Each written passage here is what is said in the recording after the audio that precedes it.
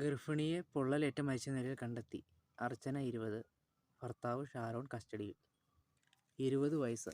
ഇതിനു മുൻപ് ഒരുപാട് റിയാക്ഷൻ വീഡിയോ ചെയ്തിട്ടുണ്ട്. അതിനകത്ത് മിക്കവും പറഞ്ഞത് പെൺകുട്ടികൾക്ക് സ്വന്തം കാലിൽ നിൽക്കാതെ, അതായത് ജോലിയുണ്ട്, സ്വന്തമായിട്ട് കാലിൽ നിൽക്കാൻ ആദ്യം പ്രാപ്തരാക്കുക, സ്വന്തം ഒരു ജോലി കൊടുക്കുക. ഇത് 20 വയസ്സ് ചെറുപ്പത്തിൽ പോയി കെട്ടിച്ചതിൻ്റെ കുഴപ്പമാണ്. പിന്നെ അത് സ്വന്തം കാലിൽ നിലനിൽപ്പില്ലെങ്കിൽ, സ്വന്തമായിട്ടൊരു വരുമാനം ഇല്ലെങ്കിൽ, അത് ആൺകുട്ടി ആയിക്കോട്ടെ പെൺകുട്ടിക്ക് നമുക്കൊരു വിലയില്ല. സത്യം, അത് പൈസ ഇല്ലെങ്കിൽ നമുക്കൊരു വലിയ വിലയില്ല. അതിൽ ഈ സംഭവം നടന്ന സംഭവത്തിൽ ചിലപ്പോൾ പൊള്ളലേറ്റ് ഗർഭിണിയായ ശേഷം പൊള്ളലേറ്റ് മരിക്കുക എന്ന് പറഞ്ഞാൽ ഇവർക്കൊന്നാമത് തന്നെ ഈ ആണുങ്ങളൊക്കെ ഭയങ്കര കുറ്റം പറയുന്നവരുണ്ട്. അതായത് മെൻസ് കമ്മീഷൻ ഇതുപോലുള്ള ആണുങ്ങളാണ് യഥാർത്ഥ ആണുങ്ങൾക്ക് ചീത്തപ്പേരുണ്ടാകുന്നത്. കാരണം അവന് സ്ത്രീധനം, എന്തോരം ആൾക്കാർ സ്ത്രീധനം മേടിക്കാതെ. സന്തോഷ് പണ്ഡിറ്റിൻ്റെ ഒരു ഇൻ്റർവ്യൂവിനകത്ത് പഴയ ഇതിൽ പുള്ളി പറയുന്നുണ്ട്, എന്തോരം ആണുങ്ങൾ ഈ സ്ത്രീധന കൊലപാതകത്തിൽ ബേസ് ചെയ്ത് പുള്ളി തന്നെ പറഞ്ഞിട്ടുണ്ട്, എന്തോരം ചെറുപ്പക്കാർ ഒരു പൈസ പോലും കെട്ടാതെ ഇരിക്കുന്ന ആൾക്കാരൊക്കെ ഉണ്ട്. എന്തിനാണ് ഇവർക്കൊക്കെ കെട്ടിച്ചു കൊടുക്കുന്നത്? ഇത്ര സ്ത്രീധനം വേണം, ഇത്ര മുതൽ വേണം എന്നൊക്കെ പറഞ്ഞിരിക്കുന്ന ആൾക്കാരെ എന്തിനാണ് കെട്ടിച്ചു കൊടുക്കുന്നത്?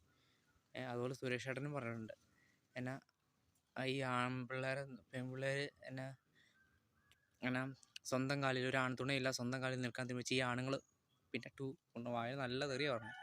എന്തു ചെയ്യും? അതിൽ ഓപ്പോസിറ്റ് വന്നിരുന്നൊരു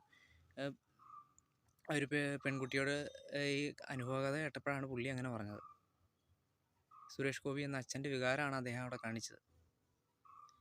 അപ്പോൾ അദ്ദേഹം പോലും ഇങ്ങനെ പറഞ്ഞു. പെൺമക്കളുള്ള ഒരുപാട് ആൾക്കാർക്കും എല്ലാവരും പെണ്ണുങ്ങൾ ഈ ശരിക്കും വിദ്യാഭ്യാസം കൊടുക്കുക, അത്ര എനിക്ക് പറയാനുള്ളൂ. ഈ വിദ്യാഭ്യാസം ശരിക്കും കൊടുക്കുക, ജോലിയും സ്വന്തം കാലിൽ നിൽക്കാൻ ഒരു പ്രാപ്തി കൊടുക്കുക.